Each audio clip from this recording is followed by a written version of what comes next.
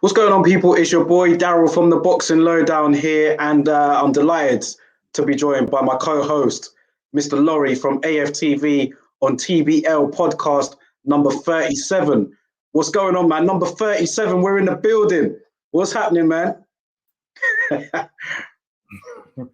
Yeah, I'm okay, man. Doing well. Yeah, I'm okay. Looking forward to this. For sure, man. Looks like other people have been looking forward to it as well. I'm just looking at the chat. I set my YouTube timer for 6 o'clock, but obviously we had it delayed a little bit for 6:30. So we had a few people waiting. Shane was waiting. He's put, "Where are you, bro? I'm in the live. Man is waiting." Conrad is telling him to be patient. Do you know what I mean? Francisco Alator is in the chat. He says that he's not able to make the show today, but he said, "Do your thing." We certainly will, man. Thank you for the comment, bro. Francisco also said here, "I'm rooting for Barrios. He's spirited and determined, but Davis is a better boxer and a bigger puncher. Davis wins by decision or late round KO. I look forward to checking your predictions later." Oh, we'll get into that. Man. Thank you for the comment. Shane has put here, Conrad Lowdown will be on in 5 minutes. Yeah, apologies, guys, for the delay. Man. Harvey in the chat, he's put, "What's going on, lads? What's happening, brother? Good to see you again, man." Conrad has said he's ready to go. Look, I'm ready to go. You ready to go? I'm ready to go, man. And apologies for all the people out there. The tardiness was my fault. I got stuck in some heavy traffic in North London, making my way home today. So yeah, apologies for that. There's circumstances beyond my control. Looked like there was an accident, man. You know, when there's an accident in London, man, in the rush hour, you know what that's like. So apologies once again. But we're here now, man. I'm looking forward to it. Well, let's get straight into it, man. Look, guys, as you know the drill already. We're live on Twitter and YouTube. You know what to do. Those of you in the chat, feel free to drop a comment. We'll be happy to reply to you. Like the video, share the video, subscribe to the channel. Have to reiterate that once again. The subs are going up. I've noticed over the last week or so, they've gone up, man. We're hitting the 820s now, 830s. So like we're nearly at that 1,000 mark. So when I say this every week, it might sound a bit repetitive, but it's helping. Do you know what I mean? We're getting more views on the video now. So big up to everybody. Big up to all of you guys that are in the chat every week, man. It's nothing but love. But let's get straight into it, man. Let's get on to this week. That's what people are here for. And we've got a packed week this week, you know. I want to ask you, what do you want to start? Do you want to start with the previews or do you want to start with the fights from last weekend? Let's start with the fights from last weekend. It's always nice to summarize what's gone on before we go into the main course, as it were. So let's start with the hors d'oeuvres. Okay, well, you have a look at the fights last weekend, man. Like I said last week, it felt like more of a showcase to me. All three of them, Inoue, Charlo, Munguia, all taking on opponents that they were expected to win. Unsurprisingly, there were no upsets. I think the biggest story of the weekend for me was Gabe Rosado. Do you know what I mean? With that sensational knockout. But let's talk about Inoue first of all. Again, no surprise there against Davis-Barrios. Davis-Barrios was totally overmatched. Inoue showed how quality he is. Stopping him with a brilliant body shot as well. And, another thunderous finish from now at Inoue.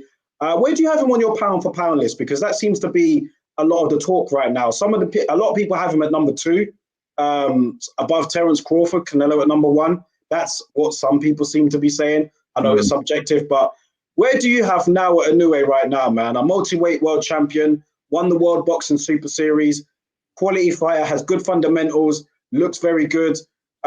What's your thoughts on him, and what was your thoughts on that performance? Well, nothing's changed about the way I feel about Inoue. He's a quality fighter. I don't quite see the rationale in people bumping him up in the pound for pound rankings and bumping him above Terence Crawford on account of a win against Davis-Barrios. Somebody make that make sense to me. I mean, he did what he was expected to do. Yes, it was impressive. Yes, he looked good. He got the guy out of there. He did what he was supposed to do. But are you really suggesting, or not you, but people out there suggesting that he should be bumped up to number 2 on the pound for pound list because of that performance the other day? Hell no. For what it's worth, I mean, I don't place a whole lot of store on pound for pound rankings because it's all mythical stuff. Yeah, it's all hypothetical stuff. So I don't really get too engaged in it. But as I said on your show before, I've got Terence Crawford as my pound for pound number 1. I don't see how you can have Canelo on there on account of his previous drug abuse. I mean, listen, we're going to put Canelo as that pound for pound after what's happened with him, then maybe we should give John Pascal back his WBA title. You know what I mean? So what's the difference? What's the difference? And again, it's so hypocritical about what goes on in boxing these days, man. But no, back to Inoue, quality fighter, absolutely no doubt about that. Did the job in impressive fashion, but does that push him to the top or number 2 in the pound for pound rankings? No, not for me. Where would you have him on yours then? I'd have him in the shake-up for the top 10, but the trouble Inoue's got is that the list of opponents are not really that stellar, are they? That's the thing, is it? The division's not that deep. And he did kind of have that very difficult night with Donaire. And I see they're talking about rematching him with Donaire. I mean, let's be honest, man. Donaire's in his late 30s now, and he's done remarkably well to win back a title at his age and to be still in the shake-up for more titles and big fights at his age, especially at the lower weights. But, you know, if you contrast that with people like Terence Crawford and people like that, I don't think he's on that same level, if you ask me. But he's certainly very talented and he's certainly very powerful. And the name Monster is quite appropriate for him, especially at those lower weights. So, yeah, but no, number 1 or 2 or even 3, no, not for me.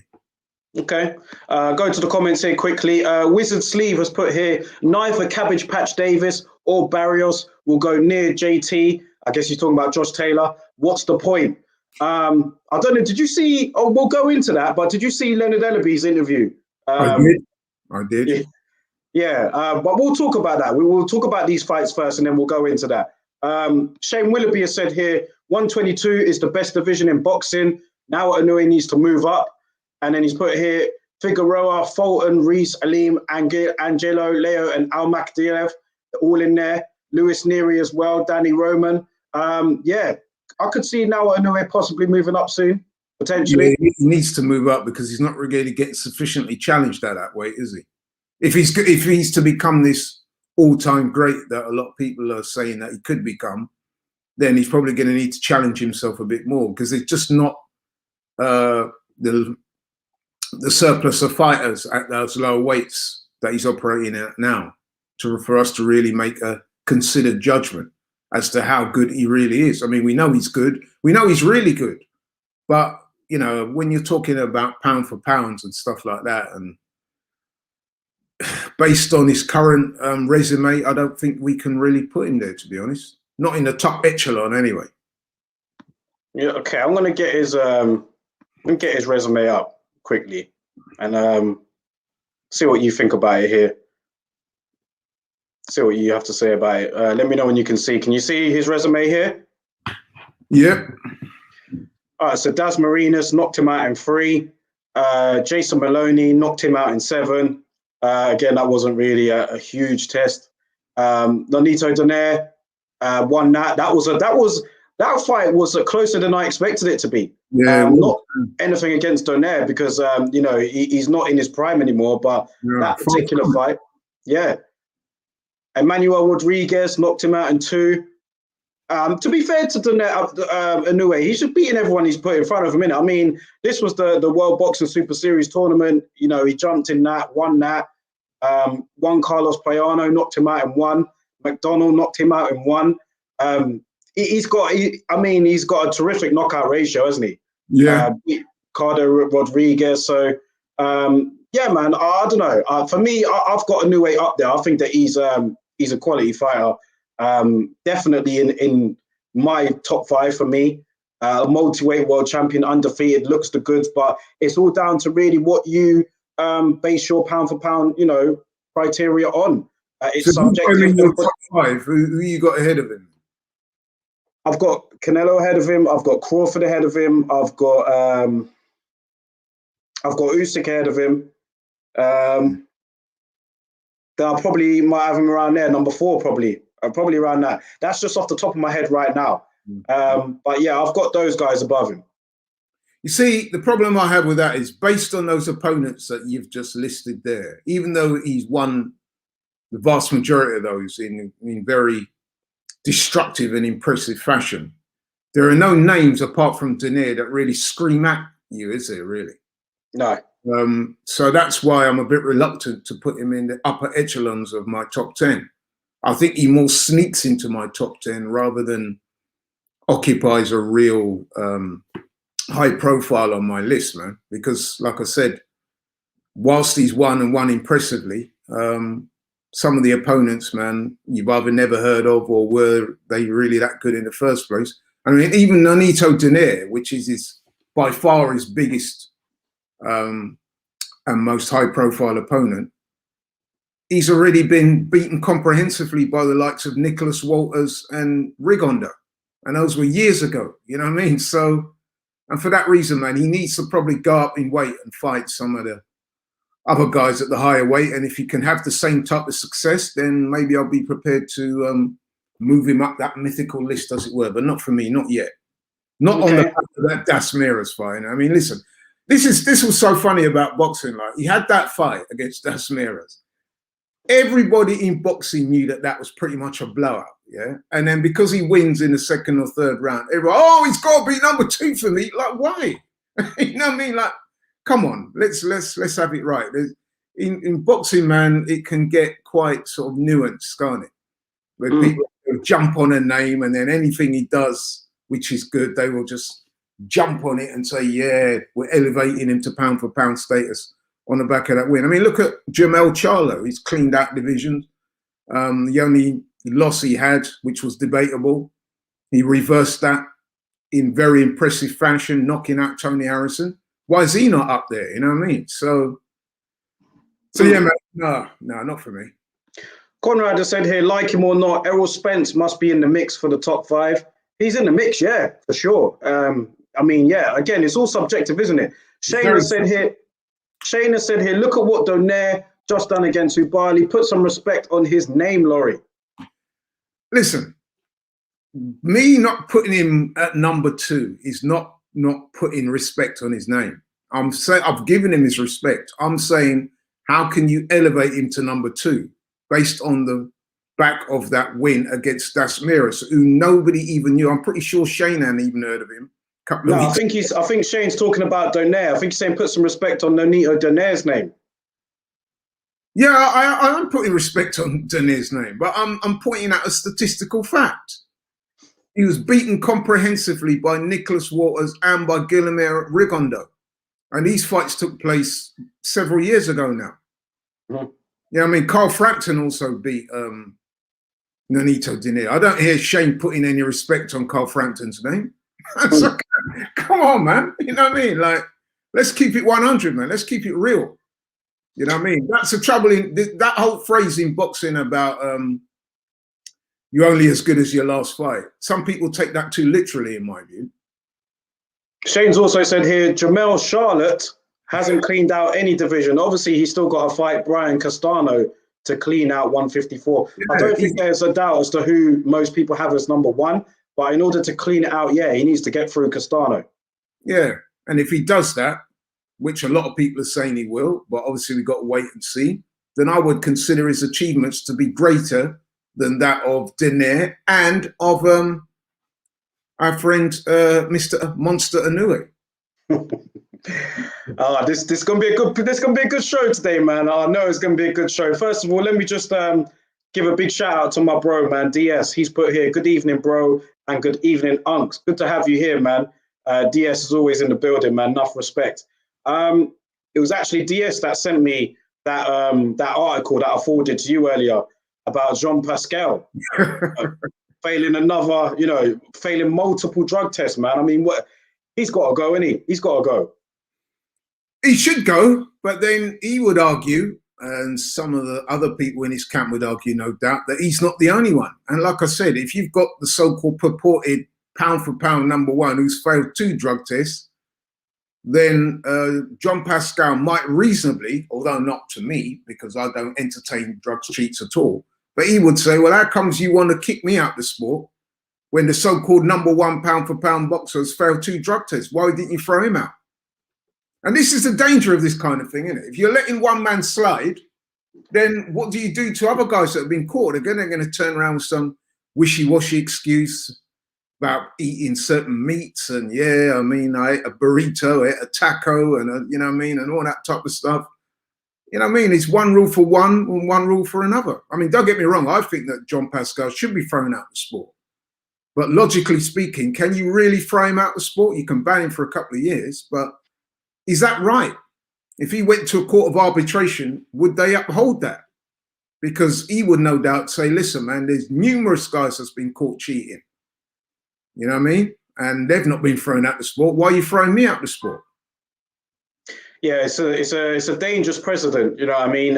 It doesn't set the tone well for other drug cheats, because all of the different commissions in the United States and in the world, they all operate. There's no single body in boxing. It's not like football where you have FIFA or so on. I mean, you can get a 6-month ban here. You can get a 2-month ban, 100 miles down the road. Do you know what I mean? So it's that's just boxing, man. That's boxing. It's very difficult to explain, but that's where we are with it. I'm just going to go to some more comments here. No consistency. I mean, some governing bodies are prepared to up the levels of certain substances just so their fighters can pass the tests. And I think we all know who we're talking about there. So, you know what I mean? Like, you know, at the end of the day, man, this is the danger of treating certain people above the law. Because when other people get caught, they're going to reference those guys and say, look, well, why are you treating me like this?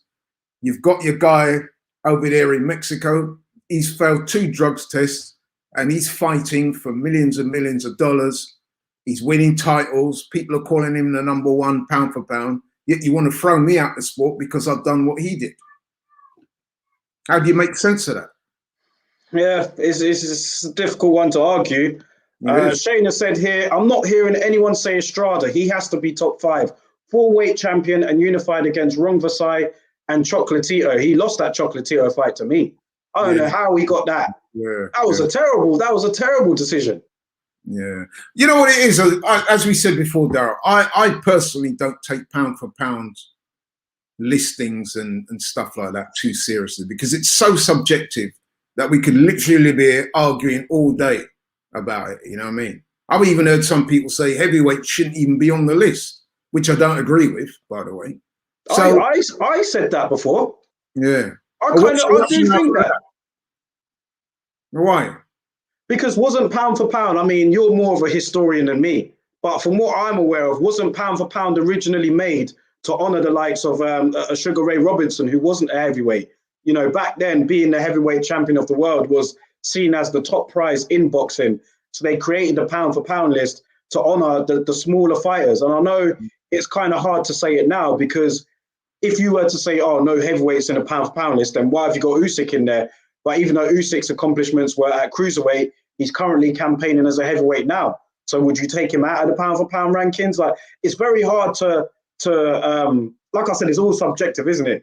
But I've always had that notion where I don't really include heavyweights in the list, but it's down to you. I mean, I understand to some degree what you're saying, but listen, if you go to most people, right, especially those of a certain generation, and you say to them, who's your favorite fighter of all time? Or who do you consider to be the best fighter of all time?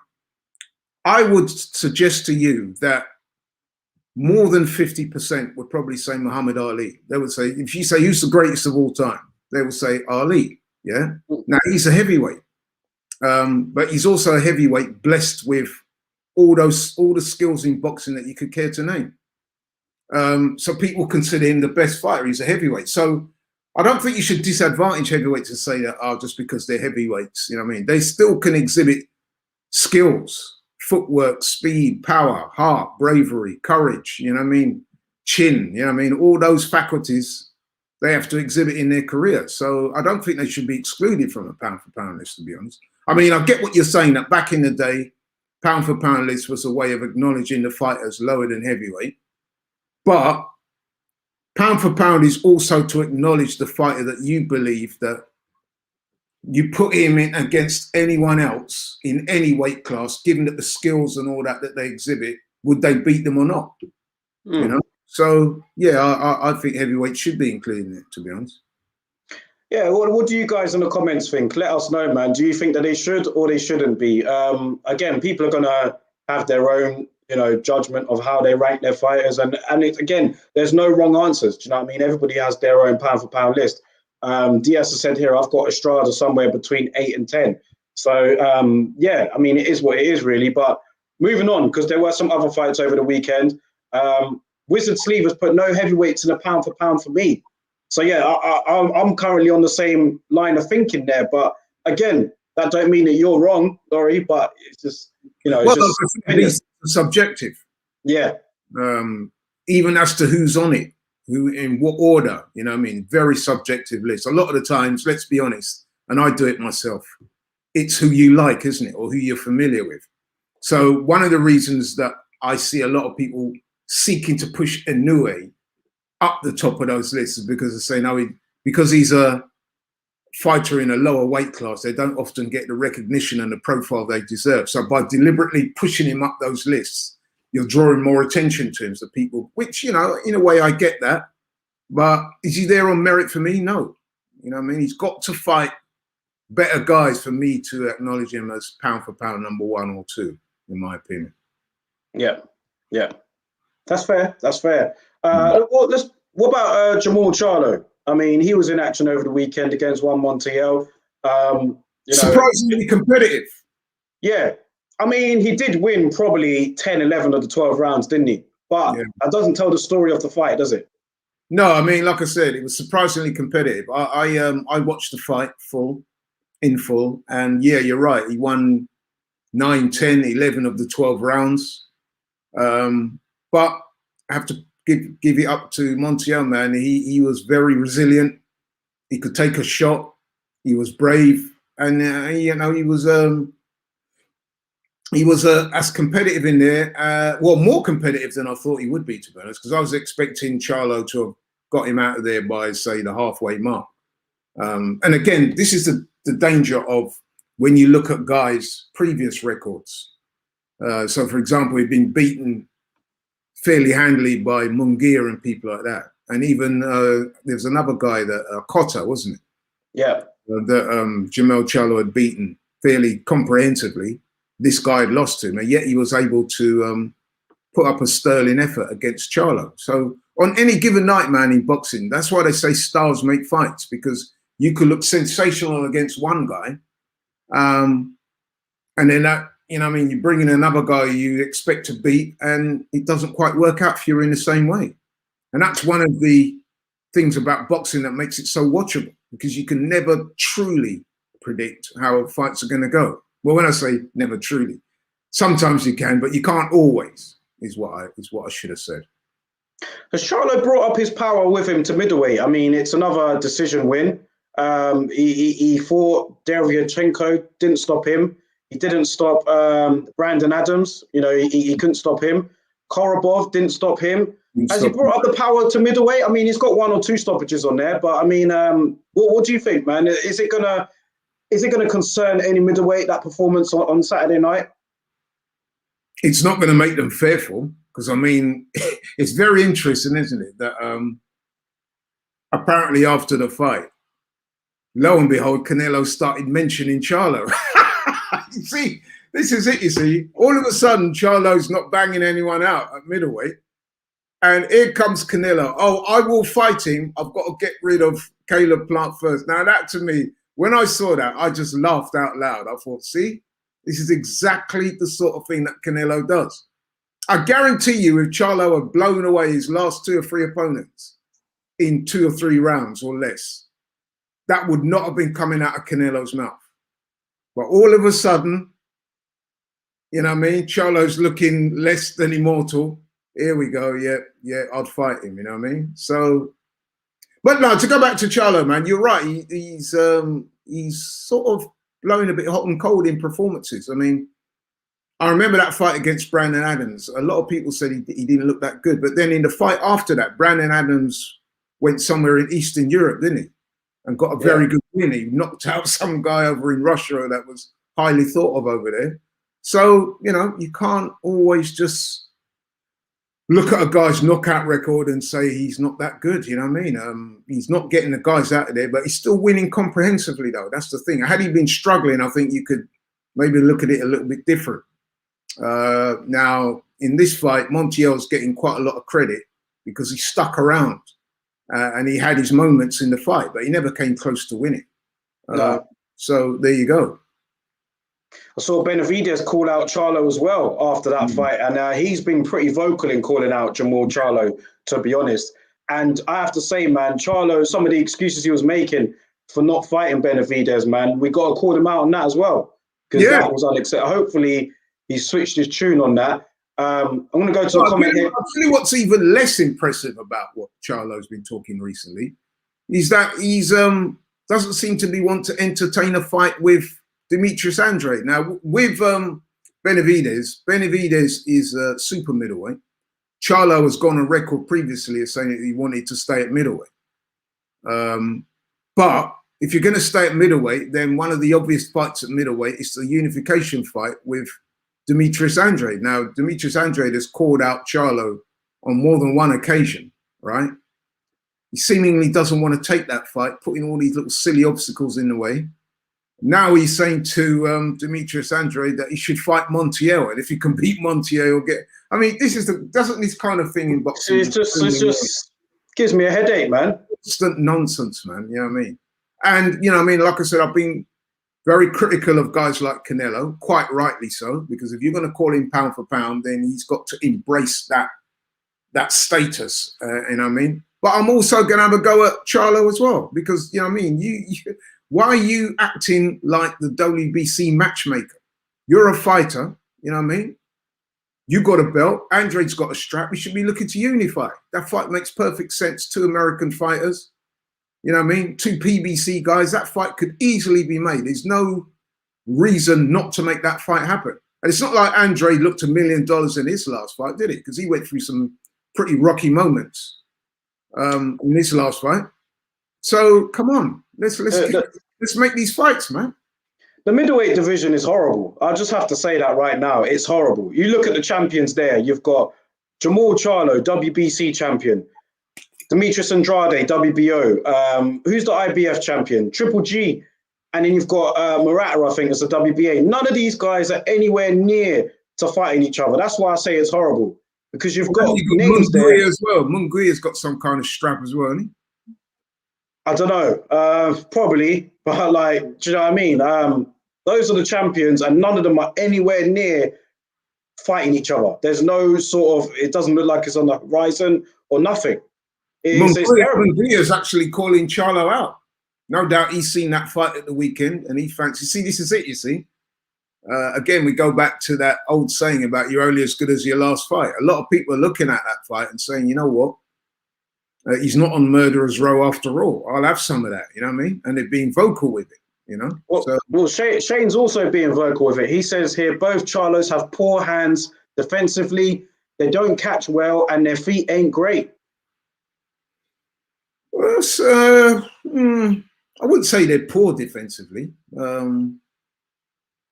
I would say that Jamal Charlo's footwork isn't great. He's more static than Jamal, but I wouldn't say they're poor defensively.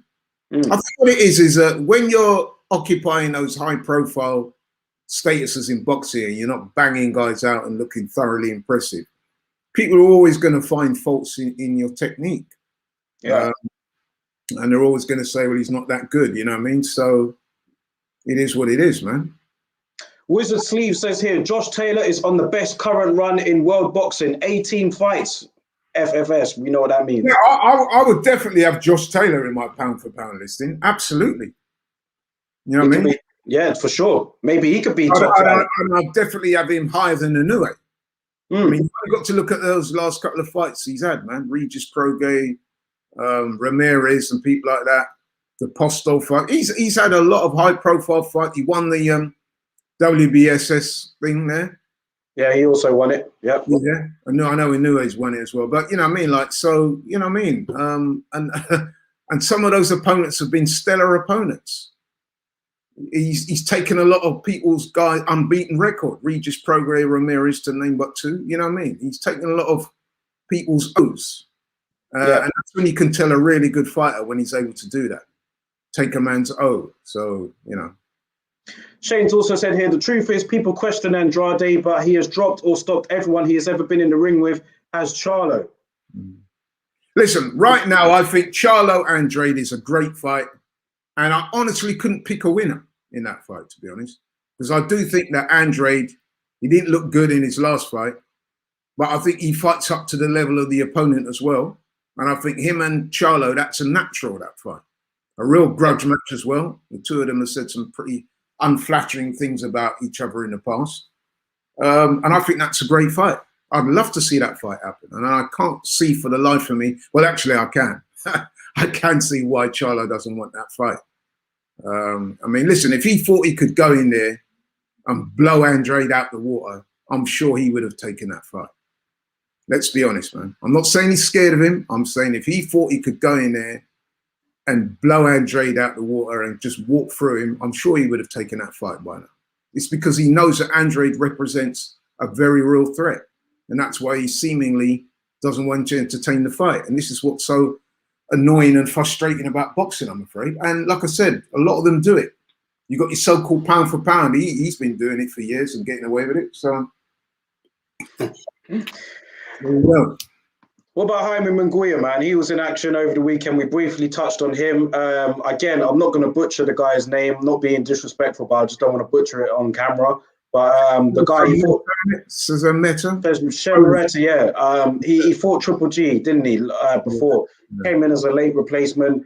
Didn't expect him to do much. He didn't, to be fair. The fight was over. He was trying. I watched the fight. Yeah. I mean, again, I don't want to be disrespectful, but I just mean in terms of a contest, it wasn't really much to, you know. But Munguia got the win, stoppage, 6th round. Nice run out for him. I tell you what I would say about Munguia, though. Every time I see him, he does look like he's getting better. I mean, previously, the knock on him was that he was big and strong and young and powerful. Raw. But yeah, he was very raw and he got hit a lot. He got hit a lot less, although, again, the level of the opponent has to be taken into account. But he does look like he's improving in there, man. And he looks he may be raw, but he's very powerful with it. And he looks to be growing in there, man. I mean, he's a big dude. You know what I mean? 6 foot, thick across the shoulders. And when he punches, man, you could hear the shots. You could hear the shots, man. You think, yeah, this guy's a naturally very powerful man. Yeah. And he's only going to get better. So it'll be interesting to see how far his career develops. Because I don't think a lot of those guys will want to be jumping in with him, you know what I mean, right now. And the thing is, right, if they are going to get him out of there, then really they want to be taking him on now rather than in a couple of years' time, if you see what I mean. But yeah, he's going to be a problem for anyone at that weight, man. Trust me. He looks very impressive. DS has said here, the top middleweights are avoiding each other because they want that big payday against Canelo. Yeah, it's like they're all just catting for that Canelo payday, but they don't want to fight each other. They don't want to eliminate anyone from the sweepstakes. Well, I'm not convinced as to how much Jamal Charlo really wants to fight Canelo, to be honest. I'm not hearing him calling him out much. Are you? He's not as vocal with it anymore. No, he's not. He's a strange guy, the Jamal Charlo, to be honest. He's very difficult to read. You know what I mean? Would you say so? I think both Charlos are kind of. I think they're very difficult to follow, man. I mean, Jamel just an out-and-out head case to me. Yeah. I've got to say that, man. I mean, he's a great fighter, but personality-wise, man, he's just off the chain. And Jamal Charlo as well. They're very difficult to read, those guys. They'll say one thing today and then it's something completely different the next day, a bit like Tyson Fury. And you just don't know where you stand with him, man. You know what I mean? I've even seen him going off at reporters, threatening people. Jamal Charlo was the other day, made some pretty unflattering remarks about Wilder. Then when Wilder responded, he responded by saying, I've got shooters on my payroll. You know what I mean? It's just like, wow, man, these guys, I wouldn't want to get on the wrong side of either of those two. You know what I mean? Because these guys just look a bit unpredictable to me. You know what I mean? But hey. But yeah, I noticed that of late, he's not been calling out Canelo at all. In fact, he's gone on record as saying he wants to stay at middleweight. So that would effectively rule him out of a Canelo fight, wouldn't it? Given that Canelo said that for the time being, he's going to stay at 168. And I have to say as well, based on previous performances, and I did allude to this earlier when we had earlier shows, when people were saying that Canelo was ducking Charlo, and I was one of them that said that, because I think it's fair to say that Canelo did duck Charlo when he was a middleweight. I've always said, although Canelo would appear to be ducking those guys, I'm not sure if those guys would beat him. And you have to say, looking at Charlo's last couple of performances, I'm not looking at those performances and saying with any sense of confidence that he could beat Canelo. They don't beat him for me. But you look at the recent body of work and it's not overly impressive, is it? They don't beat him for me. They give him a good fight, but I can't see him beating him. Not for me. Ian Hamilton has said here, what's up, guys? A while back, the 160 division was red hot, but all the good ones have jumped up to 168 and no one has filled the void. Shane has said here, Munguia had the interim WBO, but refused to fight Andrade, and he was the mandatory. Nobody seemed to want to fight Andrade, man. Again, I'll tell you what, Shane's doing a very good job of promoting Andrade on this show. Maybe he should consider being part of his team, because the knock on Andrade is that he doesn't have the right people in his team pushing it. And that's a criticism that's been leveled against Eddie Hearn, funny enough. And you notice that when Andrade called out Canelo recently, Eddie Hearn was in the vicinity. He sat right next to Canelo, and he didn't really show any energy in wanting to make that fight, did he? Maybe he didn't want to upset Canelo, I don't know. But yeah, man, listen, I think one of the reasons why that scene is looking so flat is that the top guys are not fighting each other. Triple G well, let's face it, the man's hiding in plain sight. I don't know what he's doing with his career. He's not going to get another Canelo fight. Someone needs to tell him that. He's not going to get Someone needs to really drum it in his head. Look, bro, the Canelo fight, move on, man. Yeah. So then he doesn't appear to want to fight Andrade. He doesn't appear to want to fight Charlo. I'm pretty sure he's not interested in fighting Munguia, because let's face it, he's not going to fight Munguia. Munguia is... He's going to fight around. Not much reward. So he's going to go after guys at this stage in his career who he pretty much feels he can beat, and if they will provide him with the most money. So that middleweight division's in a state of flux, because the top guys don't want to fight each other. And like your previous contributor said there's no real stars coming through at the weight, not quite now anyway. So where's that all going to end up? Diaz has said here, how do you guys think Charlo would do against Triple G? I think at this stage, Charlo is just younger, fresher, more active. I think he gives him problems, but I think he'll beat him by decision. Yeah, I think so as well. Yeah. I think he beats Triple G at this stage. Not in his prime. Derevchenko beat Triple G. Decision. In his prime, no. I think Triple G beats Charlo in his prime for sure. But now, if you ask me who would win now, that's hypothetical. We don't know. But certainly, as of now, I would definitely fancy Charlo to beat Triple G, 100%. But I don't think Triple G will ever take that fight. He didn't take it a few years ago. He's definitely not going to take it now, is he? So, I mean, the man's he's on this kind of long, what's the word? What's the word in football? Like, forget the word now. You know, when they go on these little games, they're coming to the end of their career. Testimonials. Yeah. That's what it feels like to me. It's like a testimonial run into retirement. Hiding in plain sight, fighting big guys that he knows are not got absolutely no chance of beating him. And he's just sort of operating under the radar. Big Lewis said here, good point. The way Canelo performs, it seems like Canelo is the best, but he still needs to prove that by fighting Andrade and the Charlos, etc. And Shayna said here, Andrade is a good guy. He is the only one trying to make big fights. So that was in response to what you said earlier. I would happen to agree with that. He's the only one out there that's calling out everybody, isn't he, Andrew? He's the only one out there that's doing that. None of the others are really doing that.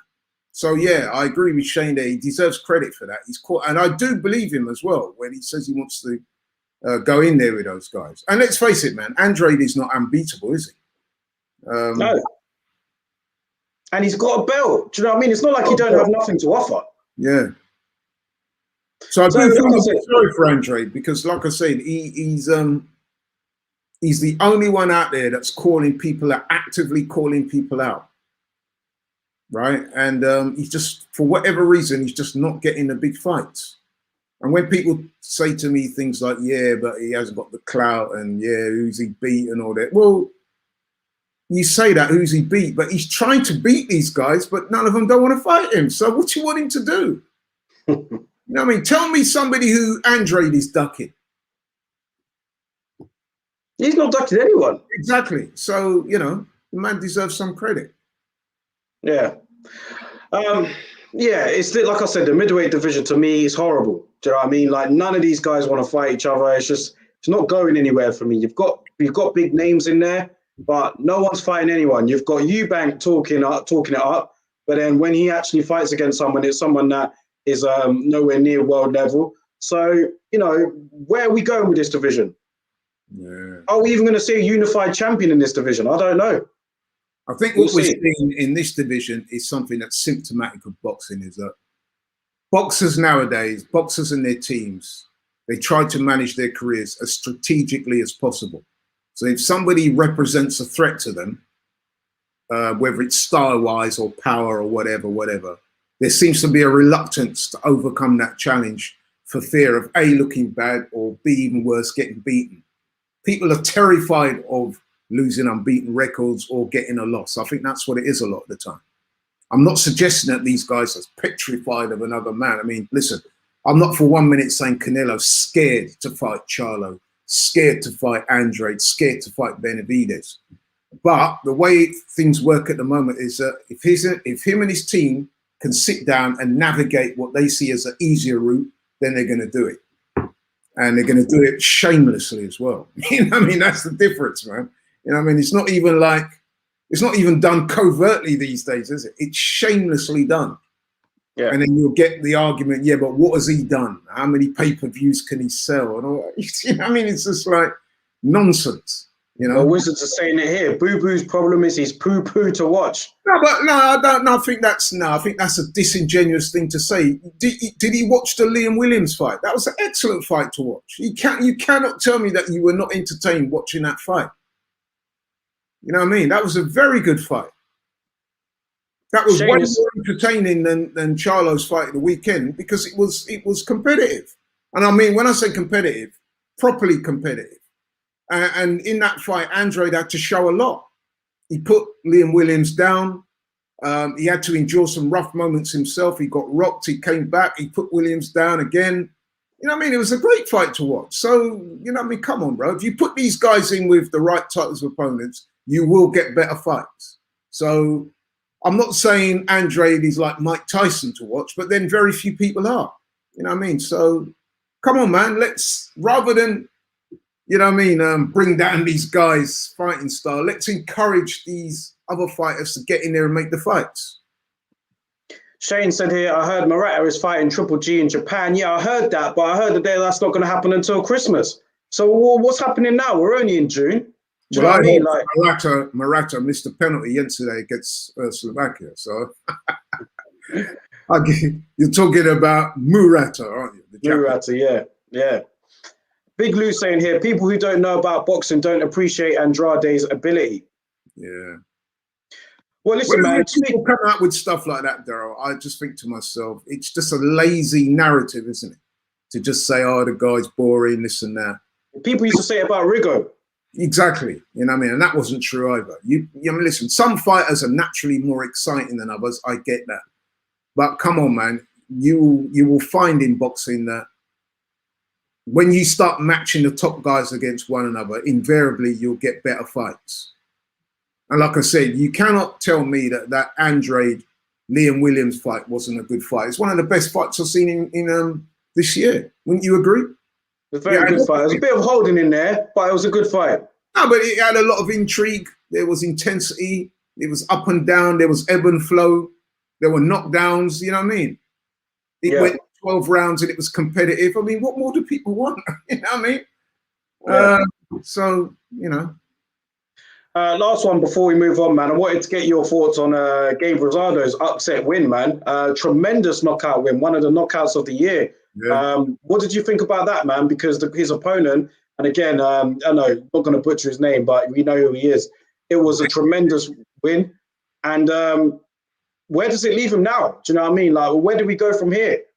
First of all, I want to say props to Gabe Rosado, man. I mean, he's been around the game a long time. He's the kind of guy that will fight anyone. He's often come out on the wrong end of some bad decisions. I mean, for example, I remember when he was in Britain and he fought Martin Murray. I thought he got robbed in that fight, man. I thought he won that fight clearly against Martin Murray.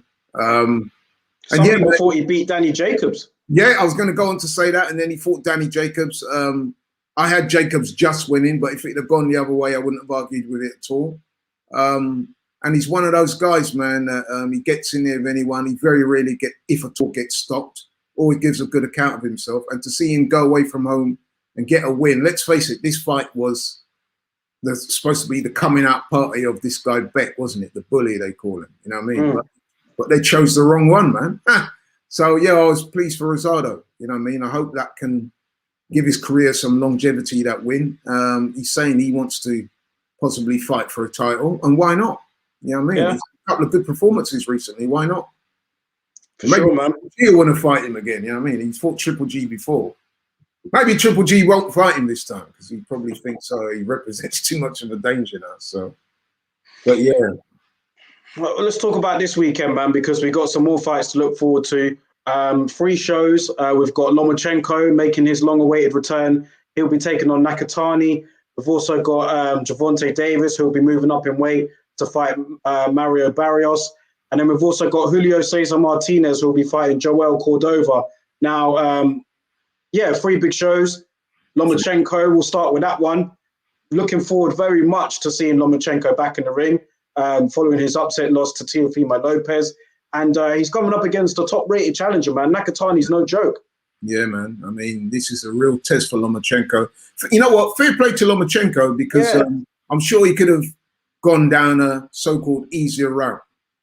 He's fighting Nakatani, a guy who's tall, he's confident, he can hit pretty decently, you know what I mean? And he comes to fight, man. He's renowned for that. The only man to beat him was Teofimo Lopez. And he gave Teofimo Lopez a world of problems. A lot of people thought he could have won that fight that they had. Yeah. And he also put pay to our friend from Port Williams. Not our friend anymore, is he? After what he's been accused of. Felix Verdeo. Felix Verdeo, yeah, he put pay to his career pretty much. So this is a very competitive fight. Certainly on paper, anyway. I mean, does Nakatani really believe he can go in there and win? Let's hope so. How does he win? He's got to use his physical abilities, hasn't he? He's got to use his height, his reach. He's got to try and bully Lomachenko in there, I suppose. But I could see Lomachenko coming on the front foot. He fought well against Luke Campbell. I'm not saying they're the same fighter, but I could see him putting in that type of performance where he's on the front foot, putting a bit of pressure on and wanting to make a statement. I've got Lomachenko winning this, but I could see Nakatani. He could pose some problems, but I've got Lomachenko for sure. I've just got this sneaking feeling, man, that Lomachenko is going to win the fight and we're going to be talking about judging. You know what I mean? It's just got that kind of have you? Kind of ambience around it where Nakatani does a lot of good work and will it get overlooked by the judges? I tend to think that, especially after the circumstances of Lomachenko's last defeat where he was claiming that he was robbed when he fought Teofimo, which I don't agree with. I thought he lost that fight by at least 2 or 3 rounds because he never got started until the 7th. But anyway, so he made a lot of noise. He felt he was robbed in the last fight. And because he kicked up such a stink about that, and this is a top-ranked show, I just get the impression that Nakatani probably won't knock him out or anything like that. But it will be a competitive fight. And will Nakatani's work be appreciated by the judges? I'm just going to say that. It's just got that, you know what I'm saying? It's that kind of ring to it, whereby it's likely to go the distance and Lomachenko could get a kind of unpopular decision, if you like, where people are coming away from the fight saying, do you think you really won it or not? But I'm with you. I'm going for Lomachenko on points. Nakatani's got to be active. He's got to be active. He's got to be busy. He's got to, like I said, use his physical advantages over Lomachenko. Because if you stand off him and allow Lomachenko to get in his groove, then, you know, it's going to be a long night for you. Teofimo Lopez started that fight against Loma, you know, perfectly.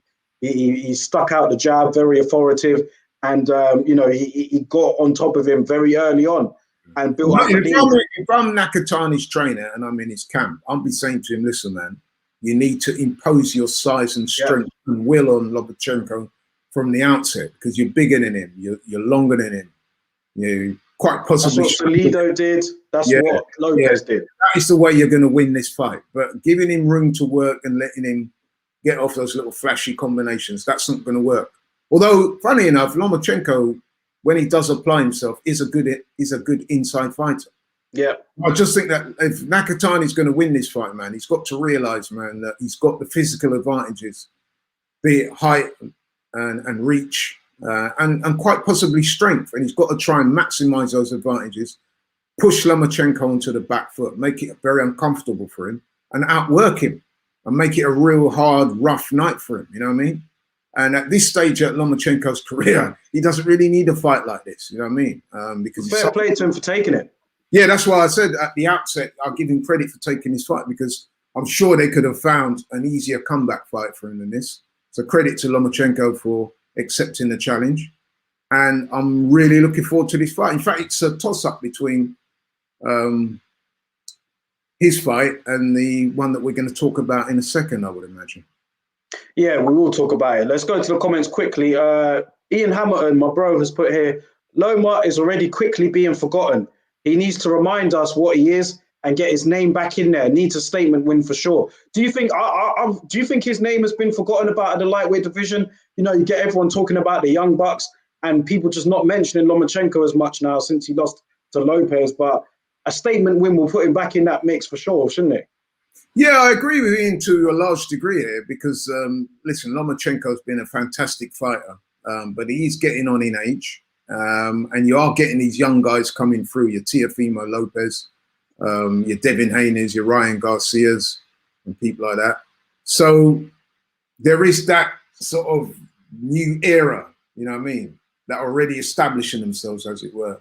So if Lomachenko's going to stay in the game, man, he's going to need a couple of very good performances. So yeah, this is going to be a real big night for him, man. A real big night, and it's going to be a real test. I mean, if Nakatani performs to the level that we've seen in the past and we think he can perform at, then he's going to give Lomachenko some real problems in him, and it'll be interesting to see how Lomachenko copes with it.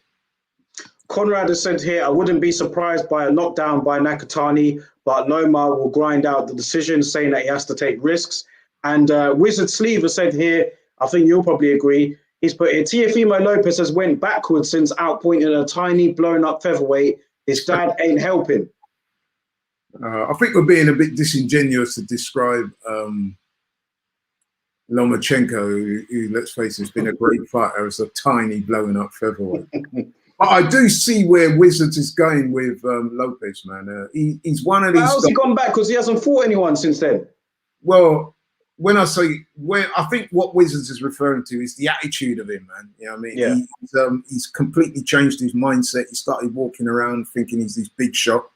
A lot of people, myself included, are very dubious as to this pullout against Kambosos. I'm hearing all kinds of stories about.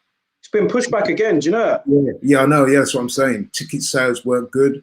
I'm also hearing very strong rumours that he's not looked good in training. Apparently, he got dropped in sparring. One of them quite heavy. He's done a lot of talking. He's done a lot of trying to promote himself on the internet and stuff like that. But I don't know, man. It'll be interesting to see when that fight does get rearranged, because I was really liking the look of Kambosos, man. I said it before. I liked his energy. I liked his confidence. And apparently he was performing really well in training. And from what I see of him against Selby, he would have given Lopez problems for sure. So I was really sorry when that fight got called off. But to go back to the fight this weekend, man, with Lomachenko, I'm looking forward to seeing how he copes with the kind of problems that Nakatani will no doubt present. Because let's face it, Lomachenko's getting on in age. He's had, when fighters get older, you know what I mean, the punch resistance is not quite the same. The injuries take a toll. And especially at those lighter weights, he's not going to be as nimble and fleet-footed and flexible as he once was. And he relied on a lot of those things, didn't he? The reflexes and the speed and all that when he was fighting a few years back. So how much of those attributes has he retained? I mean, it looked to me, no doubt you'll have your own opinion, and the guys who watch this stream will have their own opinions, but it looked to me that he was a little bit reluctant to engage with Teofimo, which is why he gave up all those early rounds, which ultimately cost him in the fight. Now, if he does that with Nakatani, he's a bit reluctant, doesn't show that same confidence and that same level of skill that he showed before, he could be in trouble. So really looking forward to seeing how that fight plays out. Conrad has said here, I like Teo, but it was ridiculous that people placed him in their top 5 pound for pound after beating undersized Loma. Now, you lot, you guys in the comment, look, none of you lot were calling Loma a tiny blown up featherweight, an undersized Loma. Are we being a bit harsh on Teo now? I think they are, man, because let's be honest, man, when Teofimo... We all picked Loma to win. Yeah, everybody that I spoke to and all the news outlets, both new media and so-called old media, they were all tipping, very few people, put it that way, were tipping Teofimo to win. They were saying, oh, you know what I mean, it's a good fight for him. He's got a puncher's chance, but ultimately Loma was going to win. Now he beat Loma. Everyone's dissing Loma and calling him undersized. And Conrad dissing him. Yeah, he went from pound for pound, one of the best of all times, to tiny, overblown featherweight. So I think that's a bit fair on Teofimo. But like I said, with Teofimo, my problem with him is that when he won the title, you could see a distinct change in his attitude and the way he was conducting himself in the media and so forth. And I just felt that he was in danger of getting carried away. And I still feel that. I still feel that. I really do. But we'll see when he comes back.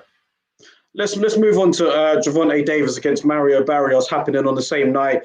No, you know what? This is, I believe it's Gervonta Davis's first fight at 140 pounds. Originally, when this fight was announced, I was kind of like, I wouldn't say dismissive about it, but it wasn't on my list of fights that I wanted to see. You know, there are other guys that I wanted to see Gervonta Davis fight in the super featherweight division, in the lightweight division in particular. So when the Mario Barrios name came up, I was just like, whatever. But the closer we're getting to it now, there is a difference in height there, you can see. And that doesn't necessarily mean that, what the outcome will be. We saw that with Callum Smith and Canelo. But what I will say is Mario Barrios is tough. He's underrated. He's unbeaten. He's going to come in there to win. Should be a better fight than what most were thinking earlier, wasn't it? Do you agree? Yeah, what you said there, I'm going to reiterate, because like you, when this fight was first muted and announced, I was like, whatever, man. You know what I mean? This sounds to me like a cherry pick. Like he's jumping up a couple of weights, going to try and snatch a title and then lay claim to winning so many titles at so many different weights. You know, that whole thing that we see a lot of fighters do, that kind of Broner thing. I've been world champion in 4, 5, 6 different weights, all that type of talk. But then I started hearing more about Mario Barrios, and then I started to take a little time out to do my research on him, watched a few of his fights on YouTube, and I saw some of the experts describing him and that, and all of a sudden now this fight is looking like a real fight.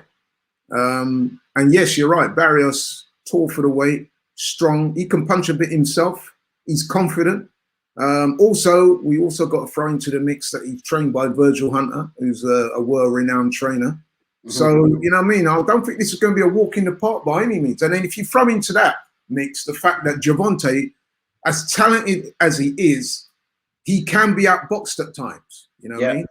And he can, I don't know if it's lose concentration or go lazy, but a few of his fights I've seen, I mean, you've only got to look at that last performance, man. When he fought Santa Cruz. Some people thought he was behind on points when he landed that absolutely sledgehammer uppercut. And that's the thing with Tank, isn't it? That's what makes him so exciting to watch, because he's got real, genuine power in both hands as well. So he can literally end a fight at any time. And sometimes, just as you think, oh, he's not looking that good, a bit like he was against Gamboa, when he wasn't looking altogether impressive, and then out of nowhere, he landed a shot, got him out of there, you know what I mean? Same thing with Santa Cruz, man. He was looking less than stellar, being outboxed at times in a way that I didn't think was going to happen. And then, lo and behold, he lands that perfectly timed uppercut, one of the best punches of the year, and absolutely flatlines Leo Santa Cruz. Is a very good fighter in his own right. So I guess if you're asking for a prediction, I would lean towards Tank, man, but it wouldn't be the biggest shock in the world if he didn't win this fight. Again, will Mario Barrios get a decision on the card? Let's face it, man, Tank is definitely the A side in this fight. So we got to take that into consideration as well. But I am looking forward to the fight, a lot more so than when it was first announced. Yeah, one thing that I'll say, man, I'm looking forward to this fight. I think that Tank's star is rising, but Leonard Ellaby doesn't help that for me. I mean, I saw that interview where he said, you know, Josh Taylor is not really worthy of a fight. I'm just like, what are you talking about, man? You're moving up to Josh Taylor's division. It's his division. He's got all the belts. Let's be realistic. That regular belt doesn't count. And for Leonard Ellaby to say, yeah, you know, it's not really worthy or he's not really on the radar, it's just, what you in it for then? Do you know what I mean? Like, yeah, you're going to pick up the WBA regular belt if you get past Mario Barrios, but then what? Do you drop back down to 135? You drop back all the way back down to 130? Do you stay at 140? Like, what's going to happen? Exactly. And let's face it, the only reason why Tank had gone up in weight previously is because he was having trouble disciplining himself and making the weight. Yeah. And now he's gone up another weight class yet again. So, I don't know. Listen, with regards to Ellaby, he is symptomatic of a lot of the things that are wrong in boxing at this time. The guy, the best phrase I can use to describe someone like Ellaby is a bit of a charlatan, man. It's smoke and mirrors. You can quite clearly tell when you listen to this guy talk that he doesn't really know that much about boxing. You know what I mean? That's how it comes across to me. He doesn't know much about boxing. I mean, what he said there about Josh Taylor, I mean, you just shake your head, don't you? You think, what planet are you on, man? You know what I mean? And then barely an interview will go past without him mentioning Floyd Mayweather. You know what I mean? Like, this is supposed to be Gervonta Davis's career. You keep referencing Floyd. I think what they're trying to do is adopt the blueprint from what Floyd did, I guess. So in some ways, I guess that makes sense. They're trying to run from that same blueprint that Floyd used and apply it to Gervonta Davis. But I'm yet to be convinced that Gervonta is going to be as good as Floyd. He may be a bigger puncher than Floyd was, but I don't think in terms of boxing skill, he's on the same planet as Floyd. Yeah. But yeah, Leonard Ellaby, man, I just find a lot of what he says to be hot air. I really do. You know what I mean? And he talks about ticket sales and this and that.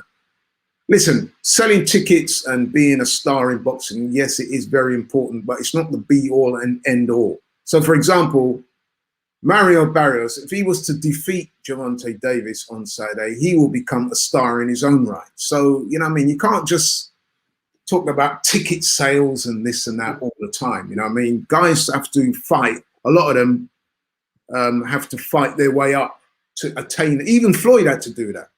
You know what I mean? Yeah. Floyd didn't start off as a pay-per-view fighter. He had to work his way through the ranks. Josh Taylor's done that. You know what I mean? He's becoming a star now. He should be more of a star, let's be honest with you. But he's starting to get a lot more recognition now. And another couple of wins, man, he'll be right up there in terms of a pay-per-view fighter himself. So, yeah, Ellaby, man, I find a lot of what he says to be, I can't take him very serious, to be honest. I just cannot. Because I very rarely hear anything that comes out of his mouth that I can say makes a lot of sense. It's always about ticket sales and what Floyd would do and TBE and you know what I mean? It just sounds like a cheerleader for Floyd, man. You know what I mean? Which is exactly what he is. So yeah, very, very unimpressive individual, if you ask me. Ian Hamilton has said here, Davis has everything to be an absolute top star, but something holds him back. I know what it is. Floyd seems to be cherry picking his fights apart from Santa Cruz. He'll win with a KO, but he needs to fight his rivals. And when Ian Hamilton says rivals, I can imagine he's talking about the lightweight division, because that's what we all, or even the lightweight division. That's what we all want to see. We want to see him in with Devin Haney, Ryan Garcia, even Luke Campbell or whoever, man, Lomachenko. Like, we want to see him in with these guys. Listen, a win against Mario Barrios will be a good win for him. because then he can say, I've jumped up 2 weights and I've annexed another title, even though no one's not really taking Mario Barrios' title that seriously.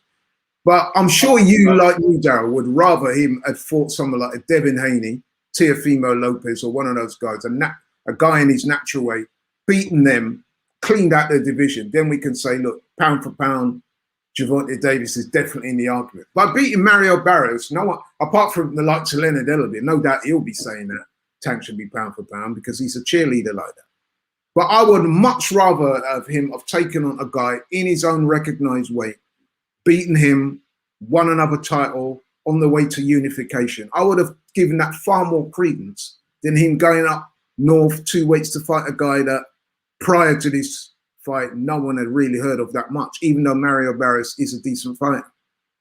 Yeah, I'm not a fan. I'm not a fan of weight hopping when you haven't cleaned out your division yet. Exactly. I mean, by all means, when you have like fought and you've become champion, or you've at least tried to make the fight with the other champions and you want to move up, cool. But now, like, there's so much unfinished business for Gervonta Davis at lightweight, even super featherweight still. I'm not saying he's going to make that again, but there's so much unfinished business for him down at those weights that it's not appealing for me to just jump up to 140 to face an unknown quantity in Mario Barrios. Do you know what I mean? Well, I mean, let's be honest. Who's done that recently? Who's he taking that blueprint from? We saw Canelo, didn't he? He went up 2 weights. Skipped. Yeah, Canelo was doing it. Went up to light heavyweight and fought a weight-drained Sergey Kovalev, knocked him out. And yes, the win was impressive. But then people are saying, oh, look, he's got to be pound for pound because he's champion in 4 or 5 different weights. But then you have to go back to the argument, well, okay, fair enough, you beat Kovalev, but then you haven't cleaned out your own weight class. How can you be calling yourselves a light heavyweight champ when you've not beaten the best guys in the middleweight or the super middleweight division? Mm-hmm. So, like you, I'm less impressed with that stuff. I want to see you clean out your own weight class. Yeah. Because there will always be boxers that can go up in weight and find guys that they can beat. A lot of people can do that type of stuff because, let's face it, at that level, they're all very talented fighters. So you can do that, can't you? Mm-hmm. You know? I'm sure Canelo could find some heavyweights that he probably would beat. You know what I mean? Yeah. Does it mean that he'd be a heavyweight champion of the world? No. So, you know, we have to put these things into perspective. Clean out your division, win all the titles there, then make that logical step rather than just cherry picking, coming up and down in weight, picking off guys that you know you can beat. Well, you better hope that this cherry pick works because Mario Barrios, after looking at him, man, he might not be much of a cherry pick after all. But hey, let's see what happens, man. There's another fight at the weekend as well. Julio Cesar Martinez will be going up against Joel Cordova. Now, Cordova actually lost to, what's the guy who came over here and defeated Joshua Maurizio Lara? He lost to him. Yeah. So I'm not expecting him to upset the odds against Julio Cesar Martinez, who's been out for a while, but it's really just a comeback fight for a minute, just to look good and then hopefully get a bigger fight down the line, isn't it? Without sounding too disrespectful. Yeah, it sounds like it could be quite an entertaining scrap, but I don't think it's on the same level as the other 2 fights we spoke about. Nah, not for me. I think the fight that stands out for me at the moment is the Lomachenko-Nakatani fight. Yeah, I must admit, even though I've said what I've said about Tank, I am intrigued to see how he will handle Barrios because it's not like Barrios is a bum or anything like that. He's a certified good fighter. Yeah, and he can punch himself. I think that's one of the intrigues of this fight, is that they're not just going after a guy that is bigger but has got no punching power. Barrios has shown in the past that he can punch himself. So this could be competitive. So see how Gervonta Davis handles it. Like I said, when I first heard about this fight, I was very underwhelmed. The more the fight gets closer, I am more intrigued. But I'm going to stick to my guns. I would have rather seen him cleaned out lightweight first rather than going up to lightweight to fight Barrios. Because like I said, even if he wins this strap, no one can look me in the eye and seriously say that Gervonta Davis is the proper lightweight champion of the world. Not when you've got somebody like Josh Taylor, who's just done so well in annexing all those belts, man. Yeah, and unless you're looking to fight Josh Taylor, I've got no interest in seeing you stay there. Yeah. Do you know, like it's just what was the purpose of the experiment then? Just to say he was a multi-weight world champion, because exactly people know that it doesn't count. They're going to market him as, you know, Gervonta Davis, free weight world champion, never been done by anyone under the age of 20, whatever. You know what I mean?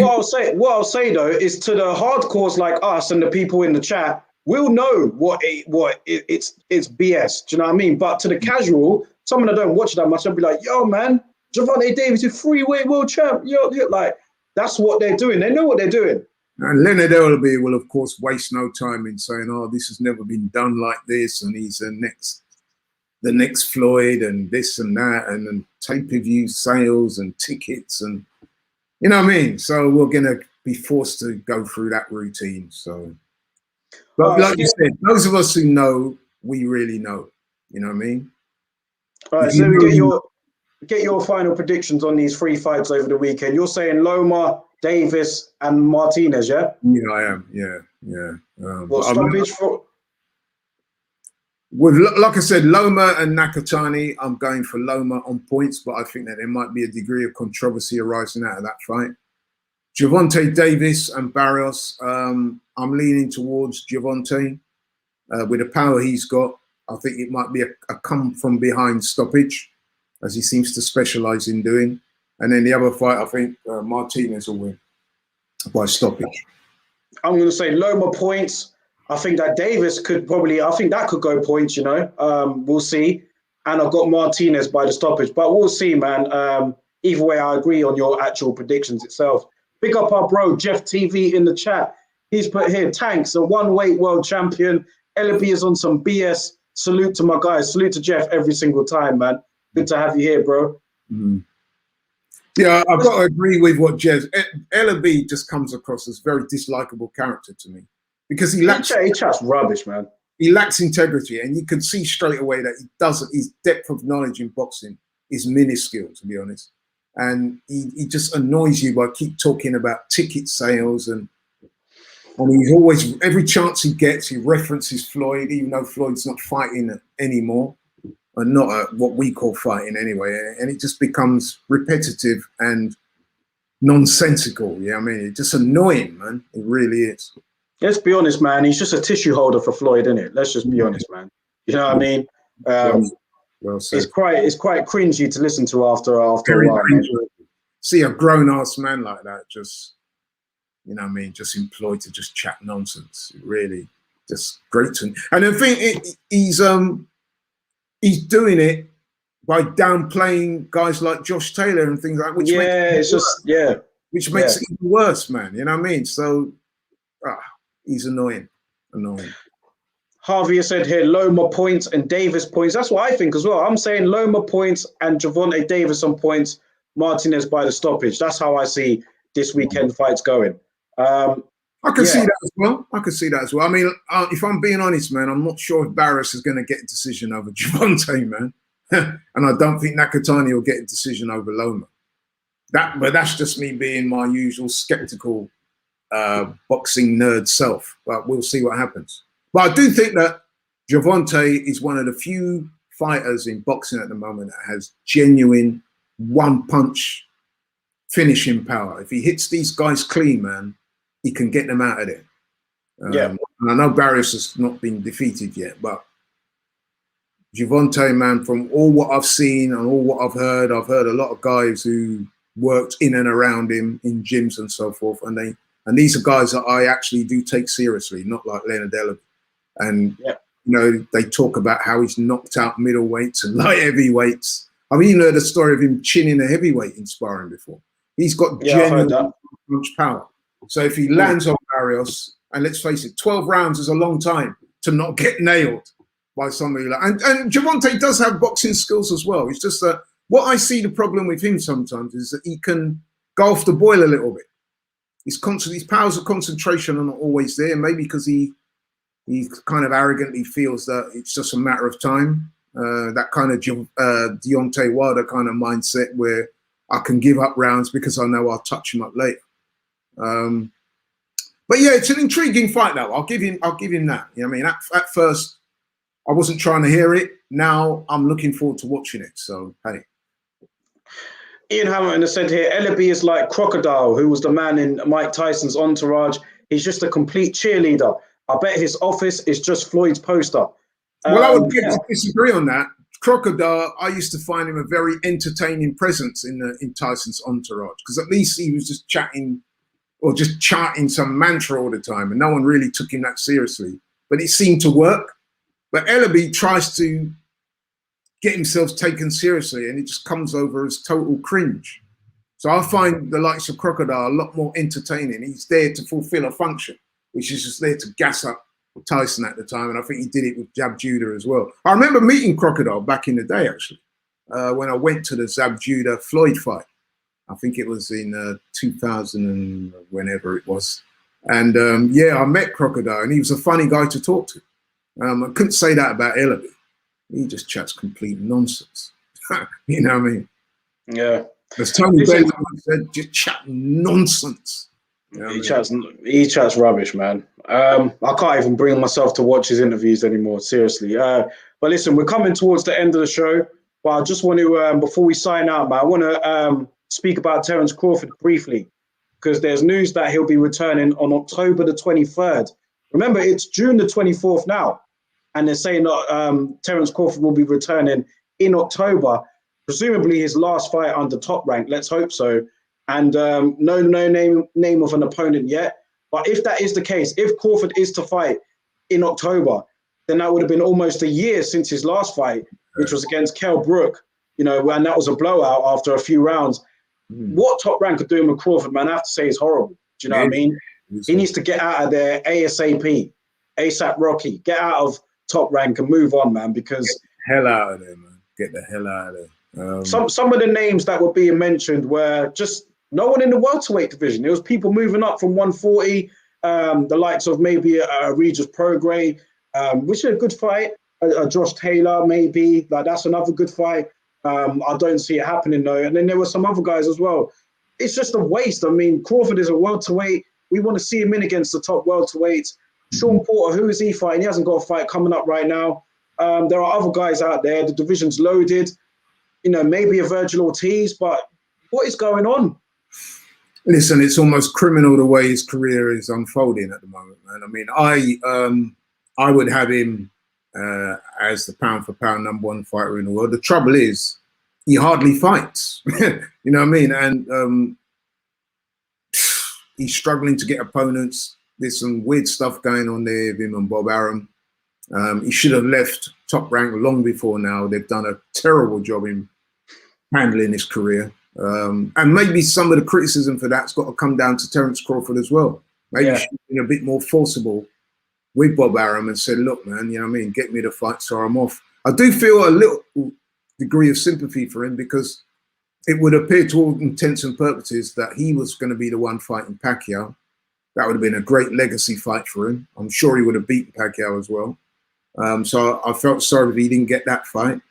And then you hear of all these other fights that he's been mentioned with that just, for whatever reason, don't get across the line. The Porter being a prime example. I mean, I would like to see him fight someone like Keith Thurman. Keith Thurman's talking about coming back. But then would Keith Thurman take Terence Crawford in a comeback fight? I very much doubt it. So, and there's only so many people out there that are going to whet the appetite of a Terence Crawford. Let's be honest, man, he's getting on in age now. And you get the feeling, man, that a large chunk of his best years have been wasted. I really do start to believe that, man. And it's a real shame. I mean, he didn't get the Errol Spence fight. I thought he was pushing for that fight. That was the impression I was getting. To me, it was Spencer didn't seem to want the fight for whatever reason. And I don't know, man, maybe there is some blame on his part for that fight not getting made as well. Because people are saying, had he have accepted the 60-40 split in Errol Spence's favor, then he would have got the fight. Maybe sometimes you have to do that. I remember Floyd having to take the B side when he fought Oscar. When he fought Oscar, he beat Oscar, and then he was able to call the shot. So maybe Terence Crawford's approach to that Spence fight should have been, you know what, on this occasion, I'm going to take slightly less. But if I beat Spence, then in the rematch, I'll want more. Or even if I beat Spence, you know what I mean, the world's my oyster. Maybe they should have approached it from that perspective. But hey, it didn't happen. It doesn't look like it's going to happen. And he's forever struggling to get meaningful opponents. And 34 in September, Terence Crawford is 34 years old in September. So by the time he fights in October, he'll be 34. Your prime is not a long time in boxing. It doesn't take too long. So the longer you stay out of the ring, the older you get, the more detrimental it is on your career. I'm hoping that ain't the case with Crawford because he's one of my favorite fighters, I have to say.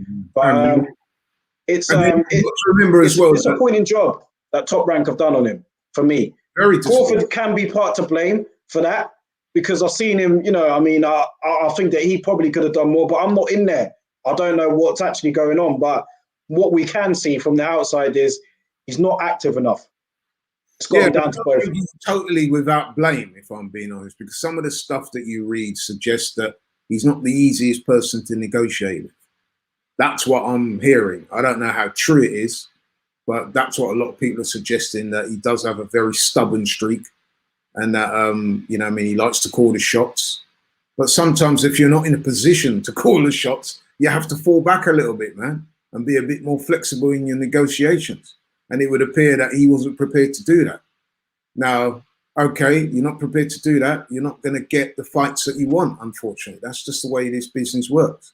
It's quite a sordid business, man.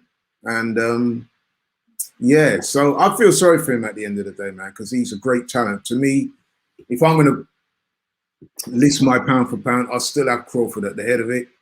I just hope he can get the meaningful fights before he exits the game. Because the point I was going to make as well is that looming very closely on the horizon, man, you've got guys like Virgil Ortiz and Jerome Boots Ennis. And those guys are starting to call him out because they're not silly. They'll know that he's approaching his mid-30s and he's not been that active. So they'll be looking at that and thinking, you know what, this is the time to get him. You know what I mean? So he's got to be careful as well. You know what I mean? So, but I hope it works out for him, man, because like you said, he's one of my favorite fighters, supremely skilled, and a proper fighter, man. So, you know what I mean? I don't think he gets the credit he deserves. Let's see what happens, man. I'm sure there'll be more news to come over the next few weeks as to potential opponents. But like I said, October, we're in June right now. Do you know what I mean? We're in June. So the fact that you're talking about October for Crawford, who hasn't fought since November, it's just kind of, it's a bit strange to me. But there is one more fight left on that Top Rank deal.